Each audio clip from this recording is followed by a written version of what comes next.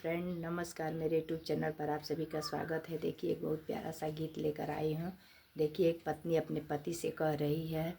न जाओ परदेस पिया मानो कहनवा, न जाओ परदेस पिया मानो कहनवा, मानो कहनवा सैया मानो कहनवा, न जाओ परदेस पिया मानो कहनवा, सासु ननद मोर जनम की बैरी, सासु ननदिया जनम की बैरी, समझेली हमके दुश्मनवा, न जाओ परदेस पिया मानो कहनवा,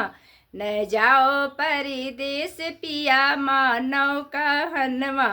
मानो कहनवा सैया मानो कहनवा, न जाओ परदेस पिया मानो कहनवा, जेठ जेठानी हमसे झगड़ा कर तू है, जेठ जेठानी हमसे झगड़ा कर तू है, हनी हनी के मारे में हनवा, न जाओ परदेस पिया मानो कहनवा, न जाओ परदेस पिया मानो कहनवा,